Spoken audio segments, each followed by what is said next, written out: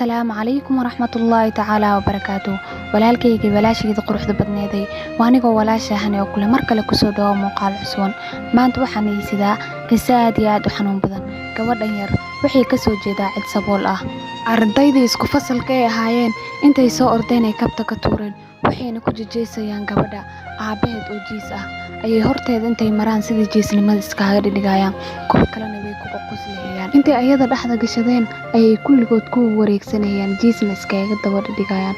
gabadhii way xanaaqday oo kabta ayay soo xiratay way ka soo tagtay balse kamaysan daba harin way soo daba raaceen wayna ku qaylinayaan. markay meesha soo istaagtay aabaheed ayaa meesha ku sugaya. aabihii gabadhiis markuu arkay wuu u dhowl cadeeyay balse umaysan istaagin way ka carartay.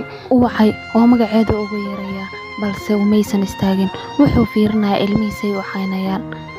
ilmihii ayuuna kala eray. intii xigtay aabaheed wuxuu u soo iibiyay gabadha kaba cusuban wuxuuna rabay sida gabdhaha kale inay u xaragooto markasta wax cusuban oo arkan oo u soo iibin jiray balse intay ku tuurtay ayay ku qaylisay aabaheedii. maalintii xigtay ayadoo soo baxday oo iskuulka u soo socotaa wiil isku fasal ay ahaayeen aragtay. markaas ayuu ku yiri waxaan leeyahay xafladana inaa imaata ayaan rabaa. way soo labisatay waxay soo aaday dhanka xafladda balse meesha markay imaatay ayay waxay aragtay gabdho wada labisan oo mootayaal ku wada imaadeen balse intay isfiirisay ayay leedahay dharka aan watiyo dharka dadka kale ay wataan bal isku fiiri. way soo baxday waxay soo gashay meesha xafladda waxayna aragtaa gabdhaha kulli iyo wiilasha kulli oo telefoona casriyaysan wada wataan. ayadana waxay wadataa telefoon jajaban oo ku dhajisan koolo. way soo socotay oo wiilka xafladda qabsanayay ayay salaantay. salaanta ka bacdi wuxuu rabay inuu meel fadhiisiyo gabdho meel wada fadhiyeen ayuu ku dhahay walaalayaal ka durqa. meesha ayayna fadhiisatay. wiilkina sheekadii ayuu u sii waday. wuxuu u sheekeeyaba wuxuu ku dhahay wax yar iga raali noqdo waan soo laabanayaa. markii uu ka tagay gabdhihii meesha fadhiyeen waxay xamanahayaan gabadhii kale waxayna dirsadeen biyo. biyihii ayaa loo keenay waxay leedahay waan ku shubaynaa. way ku shubeen gabadhii oo markii biyihii lagu shubay telefoonka ayaa ka dhacay. midda kale ayaa ka qaaday waxay telefoon ahaan u wadatay dadkii kulli waa la istutusinaya waxandii ayaa la leeyahay ku jeesteen gabadhii. markii xafladda ay ka soo laabatay waxay u imaatay aabaheed oo lacag tirinaya waxayna ku qaylinaysaa aabihii. waxay leedahay waxaan telefoon ahaan u wataday gabdhaha kalena siday u labisan yihiin. way ku qaylisoo weyna ka soo tagtay. aabihii waa maskiin oo wuxuu ka shaqaynayaa bajaajta. maalin maalmaha ka mid ah jidka ayay uga istaagtay isagoo islaan wado. islaantii intay ku qaylisay ayay ka tagtay. isla maalintii wuxuu ka shaqaysanayay bahashii markay u hagtay balse ninkii uu soo qaaday lacag yar ayuu siiyey wuuna ka daba qaylinaya. maskiinka si lacan ayuu wax ku keensanaya.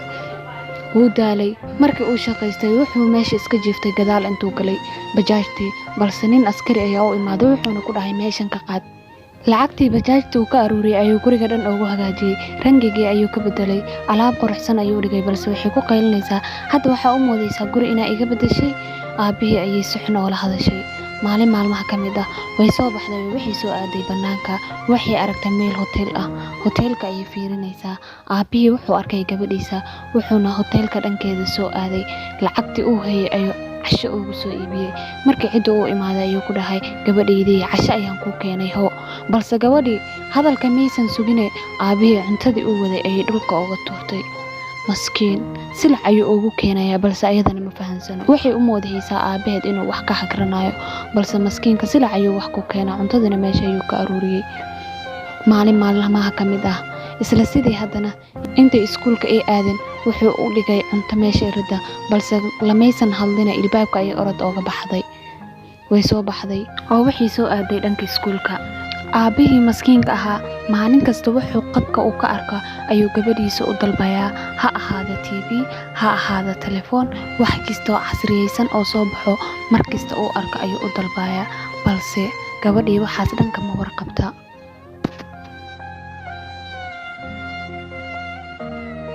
maalintii xigtay wuu soo baxay wuxuu soo qaatay bajaajtiisii wuxuuna soo aaday shaqada balse wuxuu soo xasuusanayaa gabadhiisii maalintii ilmaha ay ku daba hadlayeen ee caynayeen ilmihii uu kala erinayay.